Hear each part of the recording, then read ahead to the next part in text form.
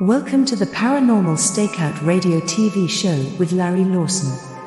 As a former career law enforcement officer and law enforcement educator, Larry focuses on the use of tried and true law enforcement investigative techniques in conducting paranormal investigations.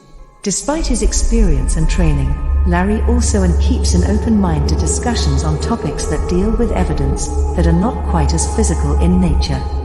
Paranormal Stakeout guests are professionals in the field of the paranormal and parapsychology, conducting the investigations and research needed to further the cause of paranormal study. Larry advocates an agenda of standardization of structure and training in the field of paranormal investigation and research for the purpose of one day being able to produce the evidence needed to convince a jury of the existence of the paranormal. Whether it is ghosts, UFOs, unsolved mysteries, hauntings or cryptids, no topic is beyond the investigative reach of Larry Lawson and the Paranormal Stakeout radio TV show team. Now, here is the host of the Paranormal Stakeout radio TV show, Larry Lawson.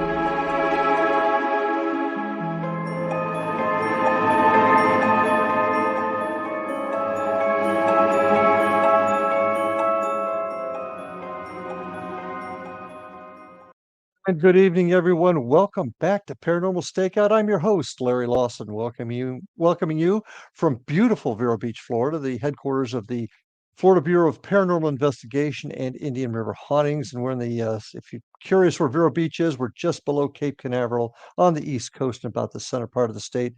And I got to rub it in, especially my dear friends up in Canada.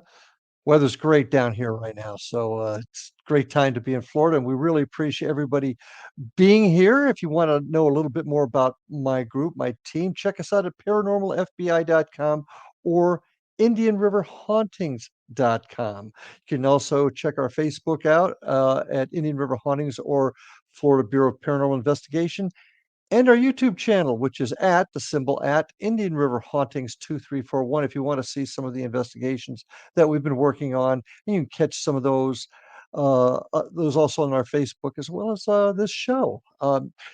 If you want to email me right here and ask some questions, maybe give some thoughts about the show, maybe there's something that you're curious about, would like to ask, get a hold of me at ghostguy@paranormalstakeout.org. That's ghostguy@paranormalstakeout.org. You can also just check out all of my shows on the X Zone here at paranormalstakeout.org, and that'll take you to all of my shows. Tonight, very excited, very excited to have our guest, well-known, renowned paranormal investigator Brian Cano is with us tonight. Brian is a featured analyst on Travel Channel's Paranormal Caught on Cano. He's been a guest on History Channel's Curse of Oak Island, which we're going to discuss tonight. He's been on the UnXplained with William Shatner, but where he rose to fame and where we all first saw him was as the tech specialist on the SyFy show Haunted Collector. And if folks remember that with John Zaffis, that was a terrific show. When he's not on the screen, he's this 22-year investigative veteran, can be found sharing all of his wit and wisdom at top-notch events in elite universities, doing lectures throughout the U.S. and internationally. In 2022, his book, Grains of Sand, Tales of a Paranormal Life, hit the shelves and has been an award winner ever since. So without further ado, I'd like to welcome Brian Cano to the show. Good to see you again, Brian. Hey, Larry, how's it going? Good to be here. It's good. And Brian's been down to my neck of the woods. He's been at an event that we did here, and this is your second time here on Paranormal Stakeout, so it's really great to have you back. And, you know, in case some of our guests are new to the paranormal field, or maybe just living under a rock somewhere, they may not know who Brian Cano is. So if you can take a couple of seconds to just sort of tell us a little bit about you and what you're doing these days. Ooh, that's where I began, what I'm doing, where I'm going. Yeah, this is well, how'd you get into? Okay, well, how did you get into this field? What started you on this journey? You know, I was always interested in the paranormal as a topic. When you're a kid, you believe in everything. So you've got Santa Claus, the Easter Bunny, Tooth Fairy. You have all these things that are supposedly out there that you don't question. And I loved watching shows like In Search of with Leonard Nimoy. Oh, we It all was a did. Yep. personal favorite of mine. And even though I, to this day, maybe can't remember the content of all the episodes, the end credits was burned into my brain. Seeing Amelia Earhart, Stonehenge, Loch Ness. Mm. And I thought, as I watched those end credits and the music played, when I get older, I want to do that. I want to go to those places. I want to solve those mysteries. And thankfully, those mysteries waited around for me till I got older to go and do it myself. So, I mean, I've been to Stonehenge. I've been to Loch Ness. I've been around the world, thankfully, because of what I do now. But it wasn't without a couple of speed bumps along the way. Around college era, I became very much a hardcore skeptic. I didn't believe in anything. I went through a crisis of faith. I was raised Catholic, and I said, God is dead. He's gone. We're alone. Oh. And just to put this in context, I was in college during the 90s, so that was grunge era, and everything was like, grunge. We're all sad for no reason. But the paranormal really brought me back. It's reignited, I guess you could say, faith. I'm a spiritual person. These days, I know there's something out there, up there, around us. And its exploration brought me from skeptic to skeptical believer. But I still think it's important to maintain that skeptical edge. We should never just be so open that we become gullible or naive. True. But was there an event that that created this metamorphosis for you getting back into the field? Did something happen, or was it just a gradual thing? Were it only so simple as one event to flip the scripts? It wasn't. It was lots of little things. Back in 2002, some friends and I started a local cable access show called Scared on Staten Island. And it was very much an urban exploration / paranormal investigation type show. And we would go to these abandoned places. We'd look for evidence. We'd try to see what we could experience. And over those first, I'd say, probably 7 years, from 2002 to 2009, there was really nothing that said, okay, here it is. Here's the big thing that's going to change you. Lots of little things. Each experience I had, I read, I researched, I got mentored, I went on cases. Each one of these instances was akin to a grain of sand. And I would take it, I would examine it and go, this, you want me to consider this? And I would throw it down at my feet.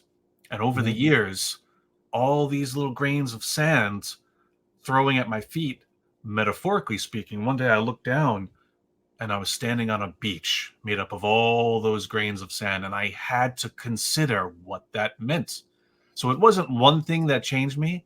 It was the realization of, oh, wow, look at all this that I've experienced. I have to change my thinking. And that's why the book is called Grains of Sand, because each chapter in it is a story, a tale of, well, at the time, here's what happened, but I didn't understand it until well later.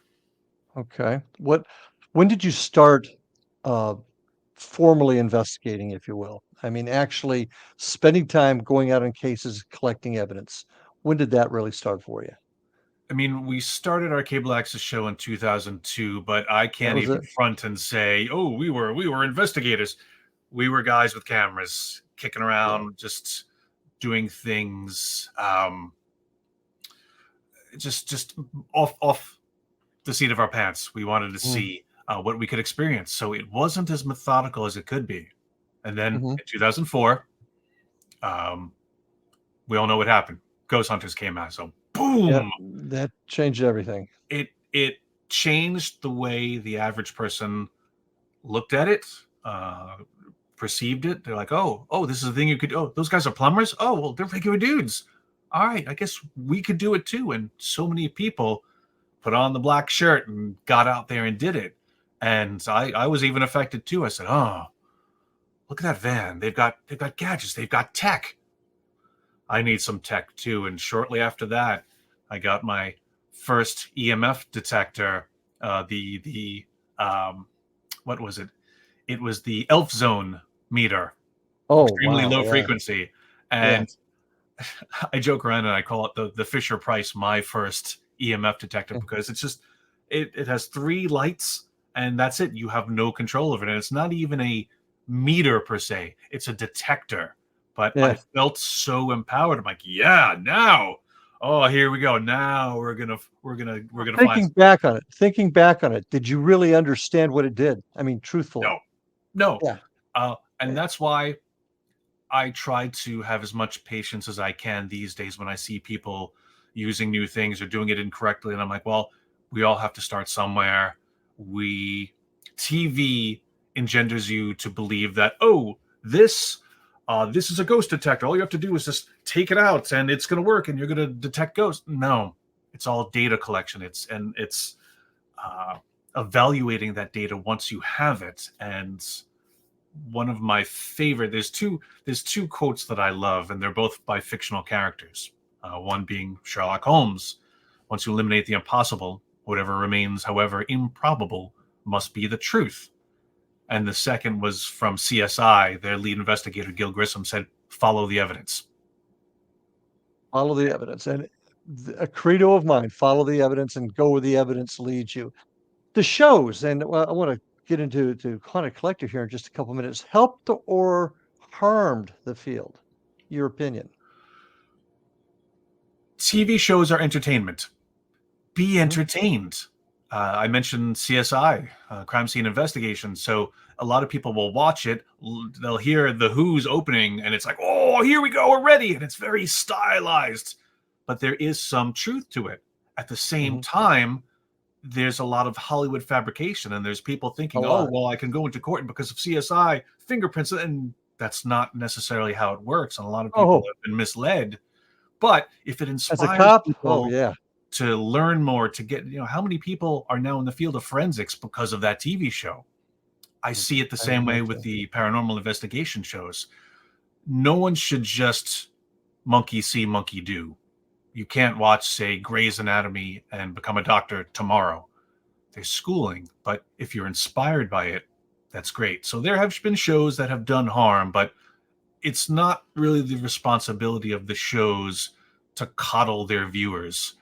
The viewers have to do some thinking on their own, because we're not going to be Yeah. around when they go into the field, when they go into people's houses, when they're evaluating their evidence.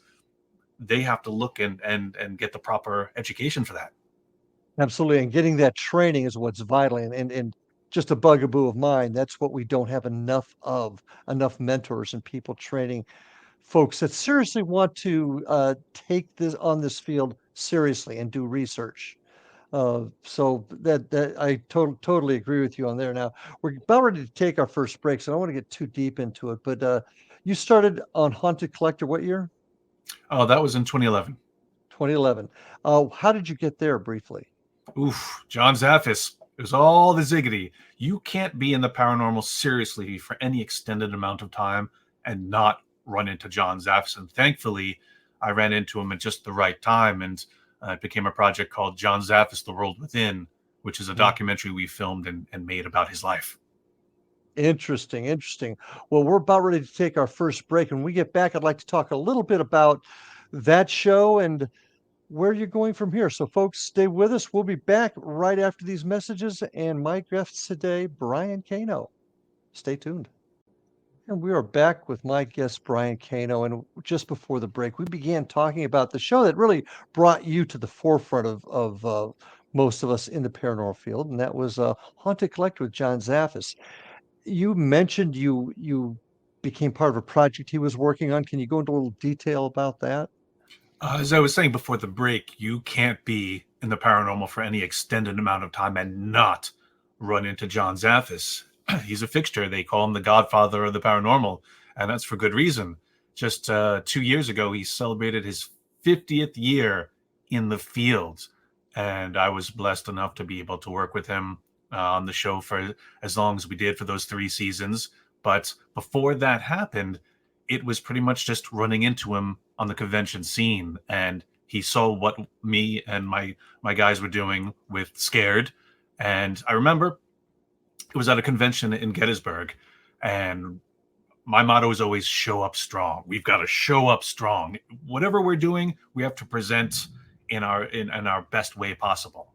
And for the most part, when we're talking about anyone working on cases or doing things, this is all qualitative research. There's really not a lot of quantitative research going in, and a lot of people don't even know the difference between the two. But when we showed up at the convention, set up our booth, had the TV, had our videos playing, John walks up and he goes, "Huh, how come you guys aren't on TV yet?"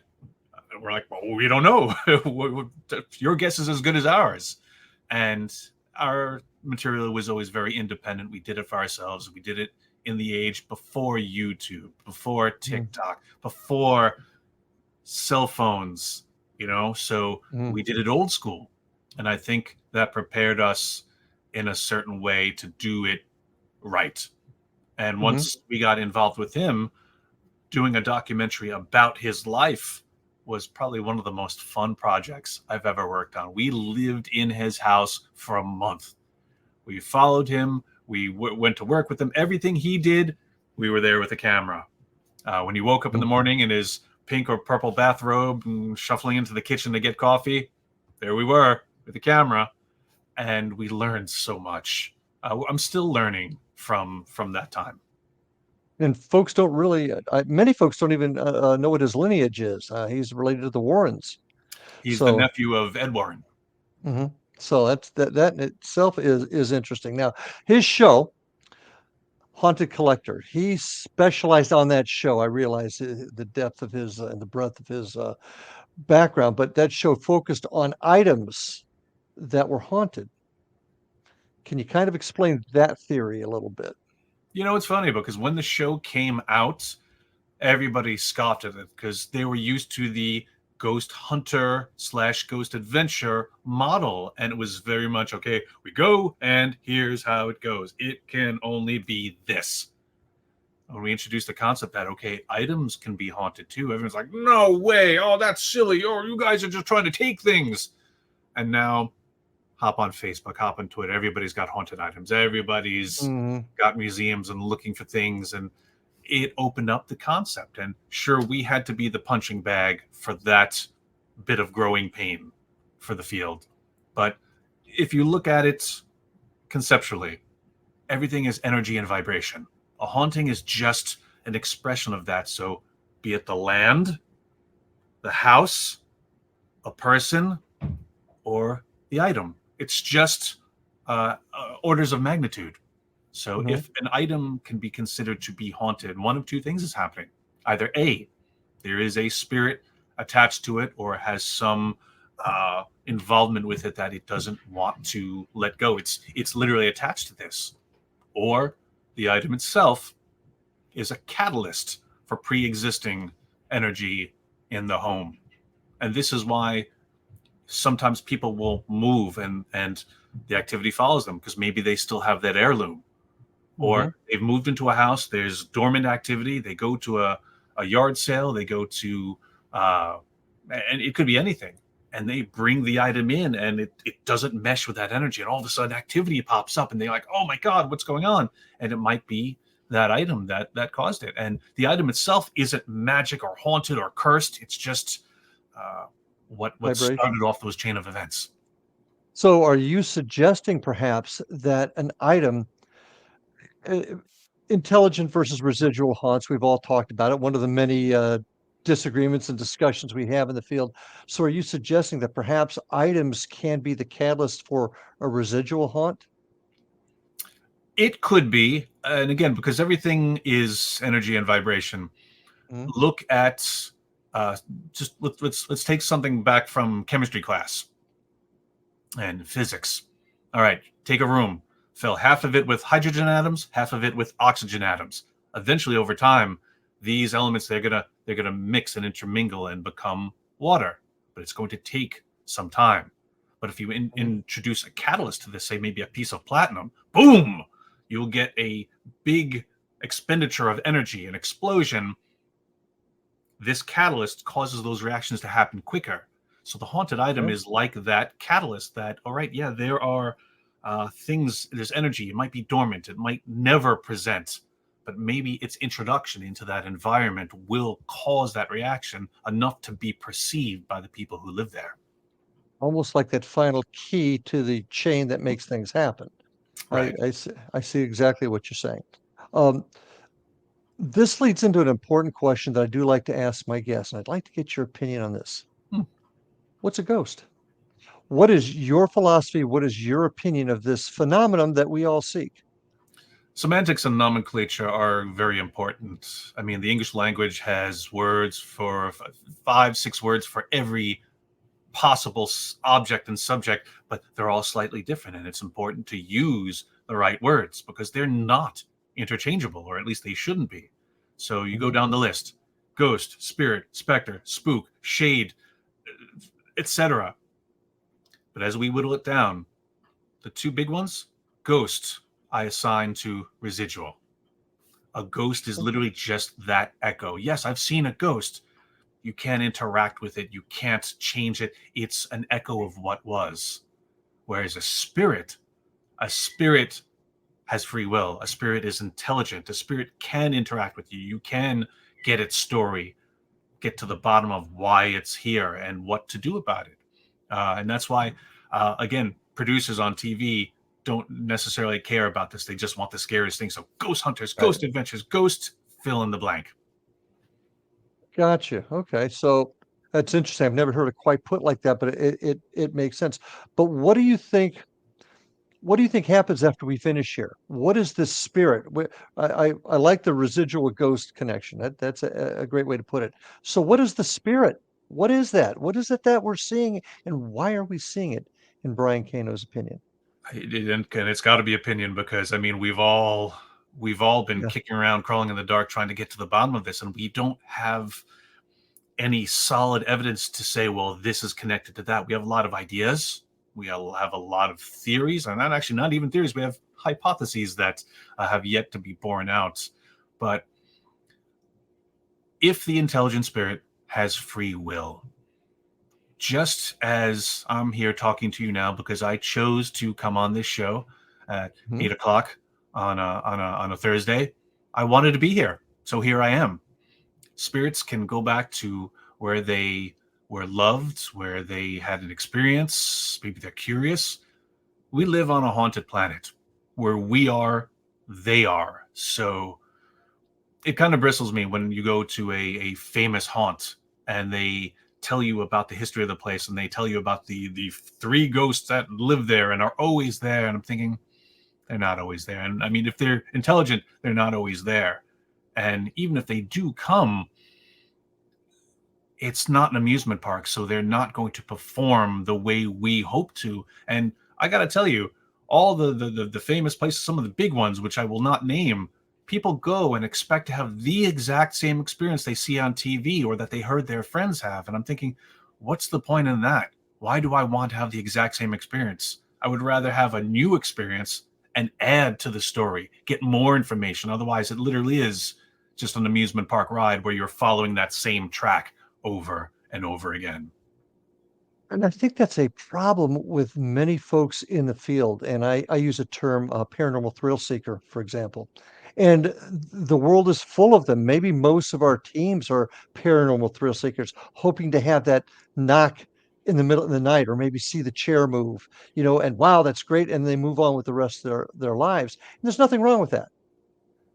But very few people work to research to find out why that chair moved, or why they heard that knock. That's the difference between the two. And a lot of folks, you're right, they'll go to those venues hoping for that one experience they saw on Ghost Hunters. So I absolutely agree with you. But where do you think the spirits are, Brian? Are the spirits, I mean, do we go to heaven? Is there a collective mind on the other side? Are these spirits coming back in another life, reincarnation? Any thoughts on any of that? Many thoughts. This is a huge topic. I know.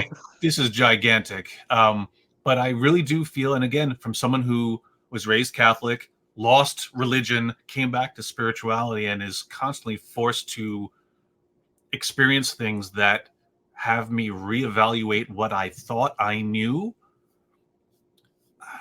Kevin Smith's Dogma, the movie said it best. Chris Rock's character says it's better to have an idea, because once you say you believe in something, you have faith in something. Well, there it is. It's in the book. Whichever book you follow, whichever category you place yourself in, people go to war for that. People die for those ideals that they don't know for themselves. They take it on faith. Now, we in the paranormal, we take a lot of things on faith, but we have to be disciplined enough to say, oh, you know what? I was wrong. What I thought yesterday is fine.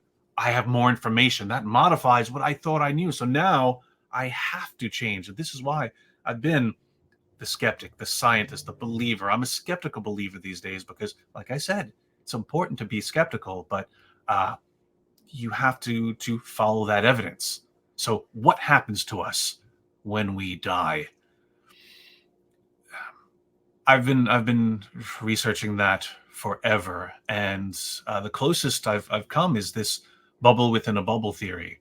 That's almost philosophers tapped into it when the movie The Matrix came out. And they're like, oh, we might be living in a simulation, because no matter what happens here, no matter how deep into space we go, no matter how much we explore our reality, that's just in this tiny little sphere. The real world is outside of it. And that could be where spirit resides. That might be our heaven. That might be where we return to. We return to the source.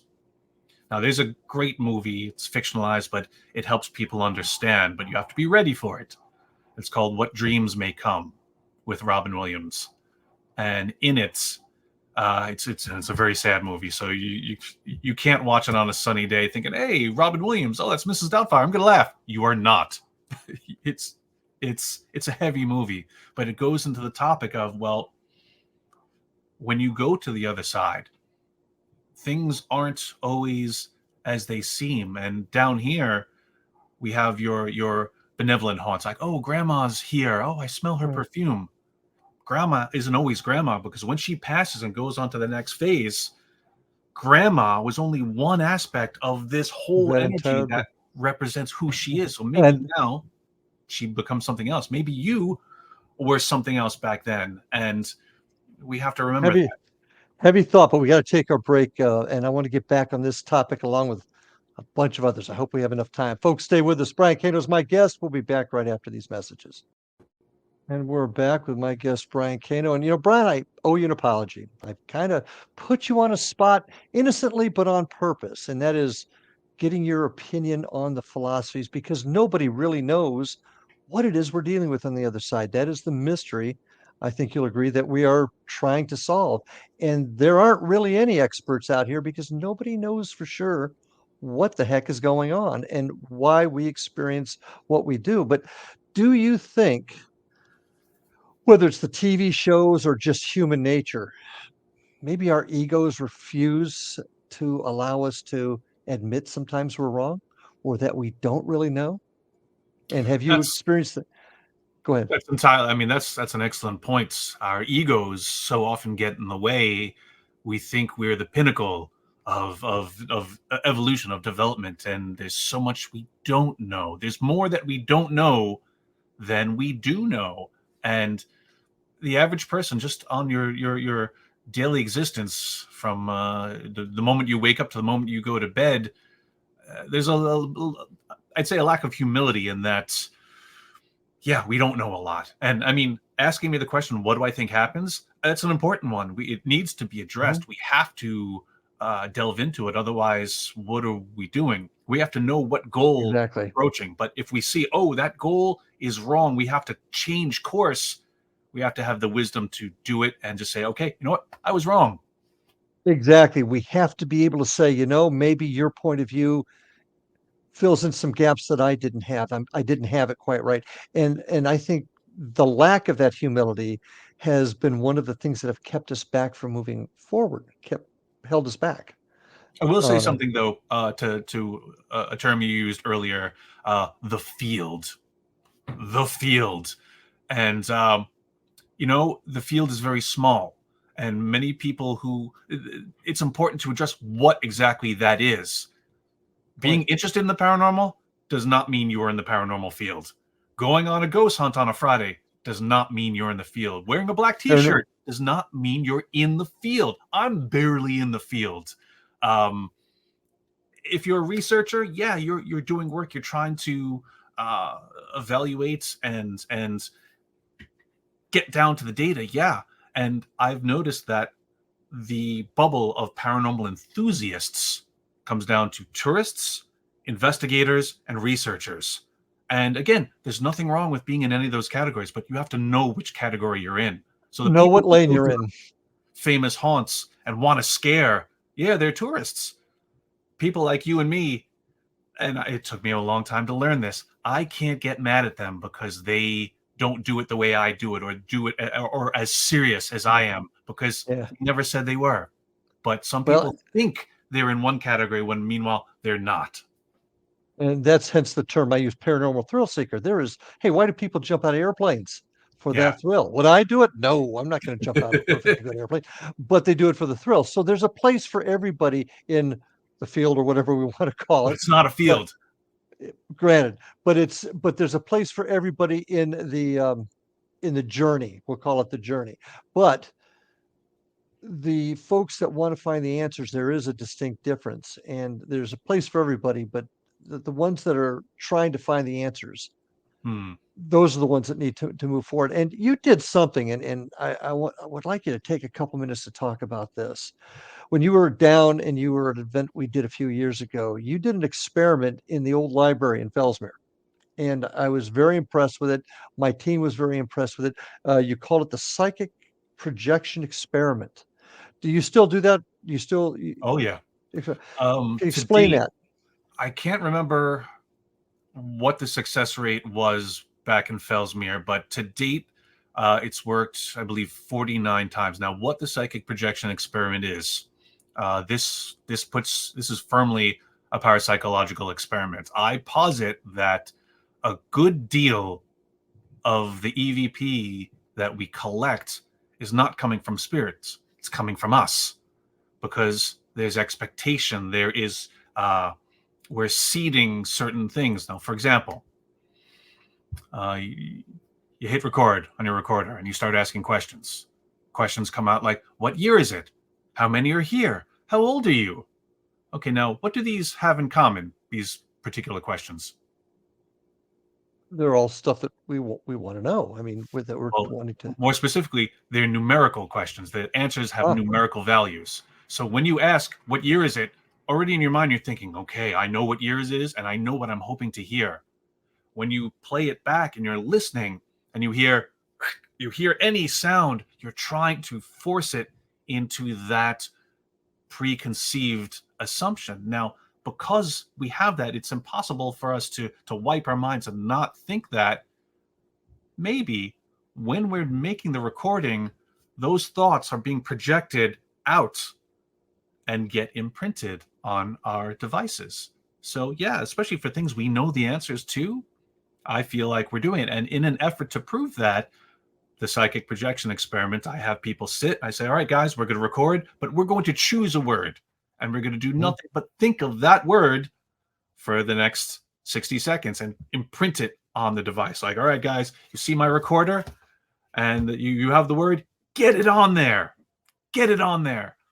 And I've had to revise the experiment a few times over the years, and I wrote about it in my book. But what I found at Fellsmere was that humor is an important part of that, because I always try to ask the people I'm with, what should the word be? And sometimes if you say like desk, door, house, there's nothing exciting about that. But the provocative words, those seem to punch through. And if there's an inside joke between the people at any given time, I find those words have the veracity to get through. And they've been words like balls, boobs, bacon, scared. Banana was our word. Banana. Maybe it's bees. Maybe the bee is an important element to that. But I found that, all right, over the years I've been doing it for over a decade. It's worked 49 times. Not a great batting average, but the fact that it's better than zero and under the conditions that you saw shows that, all right, there's something to investigate. There's something to look into further. Two of my folks were in there, and they both told me we heard the word banana come out on the tape afterwards. Now, you remember the Philip experiment, I assume? Oh yes, From yeah, it was part of my part of the inspiration for that.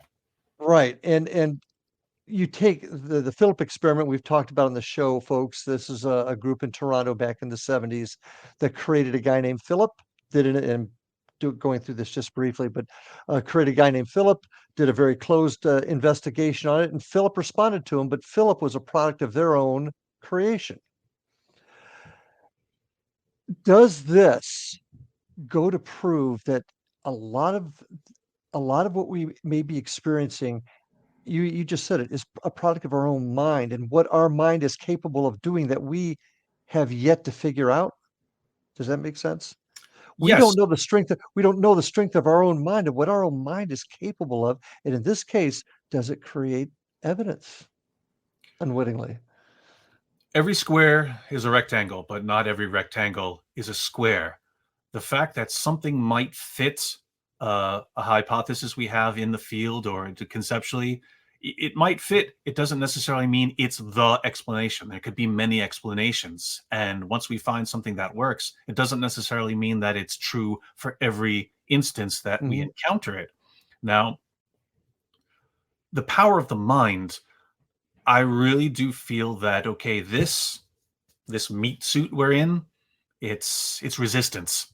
So mhm, the soul, the spirits, the spark, whatever we want to call it, it's driving this mechanical thing we're in. And because of it, we're not working at full capacity. We are not at our level best. We do okay for evolved apes, but um, pure spirit, just energy, yeah, that's why it seems like they can do things that are amazing or beyond us. But we do have that potential, but we also do have definite limitation because of the bodies we're in. There's some things that we mhm, will never be able to do, and we have to understand that. But at the same time, we have to be aware that we are not operating at peak efficiency. mm. So is a more comprehensive study of the brain and the brain's capability, and I know there's folks out there that are working on it, but could that be part of the answer to figuring out what this is? Is there a connection between what our brain is, what our mind is capable of, and the other side? Is that maybe a direction we should take? Yes, I mean conceptually, yeah, that's great. Funding is a different story, and I mean you have lots of parapsychologists working on different areas. You've got Daryl Bem, you've got Mm, um, a list that right now is escaping me because again, my brain, my little mushy brain, is not operating at peak efficiency. But yes, when we have to consider the Herculean assignment of where does the soul exist, I feel it's got to be the brain because you can lose parts of yourself. You can lose most of your body, mhm, and yet you are still you until the brain goes. And you can have your entire body, but if you get into a car accident, you go into a coma, and you're considered brain dead, you're a vegetable. You are just an automaton, no longer you.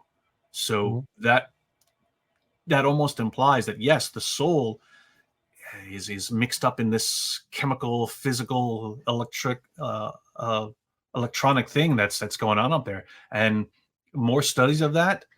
There's a lot we don't understand about the brain. There's a lot of assumptions that are made, but we don't have it hardwired yet. once again, we just don't know. We don't know. We just don't know. Um, Want to talk briefly about Oak Island. I want to spend a couple of minutes on that. We'll probably end up going to finishing the discussion after the break. But Oak Island, for those of you that aren't familiar with it, it's an island off of Nova Scotia. They are looking for a buried treasure that was first discovered or suspected a couple of hundred years ago. And a team has been out there excavating, trying to find it. And during this, Mr. Cano was invited out there to do a paranormal investigation. How did that come about? How did I don't know where the origins were, but the Prometheus called me one day. They're the production company, and they said, "Oh, hey, we're doing a show, and we're going to bring an investigator out.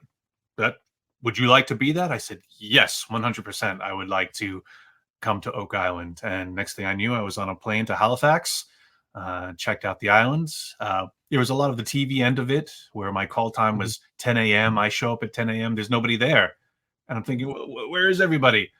They give me a call and they say, oh, production got pushed back to 3 o'clock. Just, hang around. Okay, I'll hang around. But that was cool because I got to be on the island by myself. I got to experience it literally kind of one-on-one. And it was quiet because once the production got into full gear, you've got your producers, your production assistants, a camera, everything. And my partner there was Maddie Blake, who hosts Drilling Down. And it was great because while he knew about the topic, this was kind of his first official investigation. And it was great to be with him. Good. Well, let's put that on hold and we'll get into the nuts and bolts, the meat of it, if you will, right after these messages, folks. So stay with us. More to come. We are back with my guest, Brian Cano, and I want to remind everybody to check us out at our website, paranormalfbi.com or indianriverhauntings.com. Also, our YouTube channel at Indian River Hauntings 2341 and Facebook. Get a hold of me at ghostsky@paranormalstakeout.org. If you have some questions, thoughts, or comments about the show, we'd love to bring it up right at the beginning of the show. And of course, I would be remiss if I did not say, check out all the other terrific programming on the X Zone Radio and Broadcast Network. That's xzbn.net and xzoneradiotv.com. Brian, how can folks get a hold of you, and tell us a little bit about your book before we get back into Oak Island? Best place to find what I'm doing is my website, neverstopsearching.com. I also have a Patreon site, which is patreon.com/Brian J. Cano. On it, I have my own podcast, mentor sessions that I offer for apprentices so that the training can continue. And my book, Grains of Sand, is available wherever books are sold. Excellent. Well, thank you so much for that. So let's get back to Oak Island. I mean, that show's personally fascinated me because I'm a detective by trade. That's what I did, and solving mysteries is what is just in my blood, so to speak. So that show's very interesting. Been very interesting to me. And when you popped on that show, of course, all my team knowing you, it became the talk of our little group. When you got out there, you're waiting. You're on this island by yourself. You get a chance to kind of commune with the island, I would assume, kind of. Take us through what happened while you were out there, if you would. That is kind of literally what I did. Because this was a TV show, and because I would only be there one day, I wouldn't have the luxury of doing things and setting it up on a longer scale. They're like, all right, go, go, go, go, go, go. And it all came together so quickly. By the time I found out I was doing it, I found myself on a plane thinking, please let something happen. Please don't let it just be one of those things where like, oh, we got the wrong guy. We should have gotten X, Y, or Z from some other show. And I wrote about this in my book, and I was excited because I was aware of the show. I'd watched it. They dropped things like, oh, maybe the Ark of the Covenant is there. There's a lot of Indiana Jones references. And I said, oh, this is so exciting. The Knights Templar. Oh, what am I going to discover? But I still have to deliver. And my biggest, I love recording for EVP. That I feel is the most, the best evidence we have so far, because everything else can be affected in so many different ways. And when we're out there, we literally went to every site. We went to the swamp. We went to 10X. We went down to the docks. We went everywhere and did an EVP session. And as you saw on the show, thank God they were rolling. One of the great moments was when we're looking down that shaft at the money pit, and we said, okay, can you make a noise if you're here? Boom! Maddie jumped. And thankfully, I didn't react. I didn't move. I was, the eyebrow goes. And again, that's just from years and years and years of doing the work. And it was the bane of the producers on Haunted Collector because, TV, they want the big reaction. They want you to yell. They want you to run. They want you to. You never did. I don't fight. I don't flee. I freeze. So, Oak Island, when I first got there and I was alone, not that I prayed or meditated, but I pretty much I crossed that land bridge and I said to the island, "Hey, I'm here. I'm in a different country. There's lots of Native American history there." And I said, "Look, I come here with the utmost respect. I can't fool you. You know who I am. Like you could see right Mhm. through me. And I'm just saying, if it's your will, please let me have a successful." Showing respect. That's so vital. It's just showing respect like that, yeah. And that being said, I mean, on the show, they pick the worst EVP. They pick the worst. And thankfully I didn't meet the brothers because they're like, we're all skeptics. We're all skeptics. Um, I saw them. They were like right there. And Maddie's like, "Oh, I'll introduce you to them." And time being what it was, that didn't happen. But when I was in the war room listening to those recordings, and again, the investigation was great. Maddie, super cool guy. But all the producers are waiting for me to listen to this recording to see what to happen next. I was so stressed. But the first EVP session at the swamp got an EVP. Every location, I got something. But Mhm. as TV works, if it doesn't work into the storyline, they might not use better evidence. And that happened on Haunted Collector all the time. I Mhm. asked at one point, is the seventh person on the island right now? And we got the answer, no. So thankfully, Really? Maddie, myself, the guys, we won't have to die to reveal this treasure. Wow. So you're saying the brothers were very skeptical, Well, standoffish about. they're skeptical by nature. I mean, these are Yeah, these are guys who have been on this island for a while, trying to get down to the realistic treasure hunt. And here comes this right. guy who says, "Good ghosts," but you call something Curse of Oak Island. We should look So into it. why did they call you in? What was the reasoning for it? Well, it was the producers, not necessarily the brothers. And the show Right. is a companion show called Curse of Oak Island Drilling Down, and that's where Maddie Mm, hosts, and he gives a little more added content. So he's not digging, but he's saying, "Okay, here's what happened, and here's some side things." And after all these years, they said, "Well, we've never really looked into the curse, have we? We should probably get some people." And unbeknownst to the viewers, originally they were supposed to get someone, a First Nations person there to go with mm, me. mhm. Network said, mm, mm, mm. So I mean, Really? unfortunately, but fortunately for me, I mean, it worked out well for me. But yeah, they wanted to look into the curse from different angles. Were there any stories that had come out that you were aware of or had been told about up front of sightings or events on the island? Because I've heard rumors that there were some things, but I've never gotten anything definitive. I mean, I was told about some of the things that happened. I forget the gentleman's name, but it was the father who used to live there, but now he won't go back to the island. I think he passed recently. He Mm, never stayed on the island. He would do his business on the island and then leave. I think the son is in charge now. Um, they saw like a big wolf type creature, some eyes, and lots of ancillary reports. And at every location we went to, there seemed to be a possible reason for that. Maybe there was a curse. Maybe there was something that was put in place to defend what it is they're looking for. And I guess they figured, all right, this guy's expendable. Send him in there. Let him mess around with the curse. And if he dies, he dies. yeah, see, he's not a regular, so we can let him go. Yeah. Yeah. But I won't ask you if the island is haunted, but I am going to ask you, did you feel that there was paranormal activity on Oak Island? Well, as I said earlier, everywhere is haunted. We live in a haunted planet, so where we are, they are. The fact that there's have been inhabitants there and in the surrounding areas, yeah, there will be things that are inherent to that island. There will also be the transient things that are coming that are curious, like me. Again, I had to cross an international border to go there because I was Mm-hmm. curious.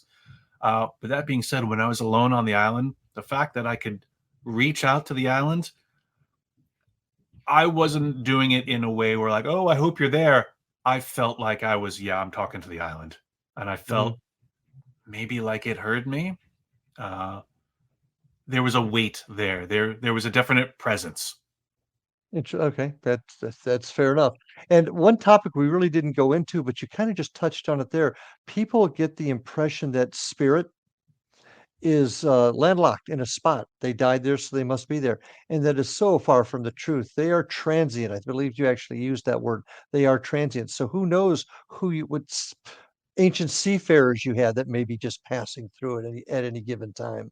So interesting. Dying to ask you about that story. Um, so where do you think the future? I'm not going to use the word field because you got me on that one. Where do you think the future of the journey of research into the paranormal, where are we going from here? What are we going to need to do to take this to the next step? That answer must come from the researcher category, because there is really no future in the first two, the tourist or the investigator, because they're going to keep doing what they're doing, mimicking what they see on TV or just going for the thrill. So there really is no evolution. But for us, we've got to follow that evidence. I'm working on a hypothesis right now where I believe that certain locations might have a sentience of its own, and I've been looking into research done in the plant world, more specifically forests, how forests trees can communicate with each other via Mhm. the fungal network beneath it, and there's a lot that goes into that, and that's almost a category for an entire show of its own. And Yeah. I've been lecturing that over the past year in a lecture I call Unreal Estate, because I feel like once these locations gain that basic amount of sentience that I am and I need, it doesn't just stop. So it has to do what it needs to do to continue to survive, as do we all. And I believe the land is ignored often by paranormal investigators or researchers. The land is so very, very important. Do you believe a place, let's take one of the large venues that we've all heard about. Can they be, for lack of a better term, fished out? If Yes you and get no. where I'm going with this? I feel like, all right, for instance, let's say take Lizzie Bordenhouse. I wrote about this too. Every day, every week, every month, tourists will go there and ask, Lizzie, why'd you do it? Andrew, are you mad you're dead? And they get answers. I firmly believe Lizzie is not there, but someone's answering. Who's answering? Now, nature abhors a vacuum, so Lizzie might be gone off to her next adventure or whatever. Who knows? Maybe you or I are Lizzie, but Mhm. something is answering. So if a spirit, let's call him Bob. Nobody pays attention to Bob. Everyone's asking Lizzie. Oh, why does Lizzie get all the attention? Oh, Lizzie, did you do it? No. And Bob answers. Because Bob is yeah. standing in for Lizzie. So something might be responding. It doesn't necessarily mean it's the authentic haunting. And thereby sometimes it might not get the answers right. Yeah, so Enhancing that mystery. It's like that's why we get so many conflicting reports, because yeah, it's not Lizzie there. It's not Andrew there. So a place can get fished out, but at the same time, we're constantly re-energizing it with our attention and our intent. and at times the other side does lie to us, or like you Oh said, yeah. just gets it wrong. So, well, the problem with my show tonight is I've got about 3 more hours worth of questions and discussion I'd love to have with you.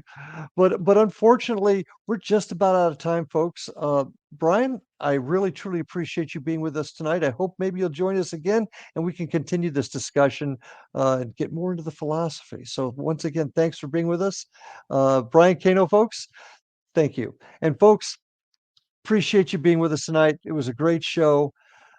Remember to take care of your families, hug those kids, and we'll see you on the other side. See you next week. Good night.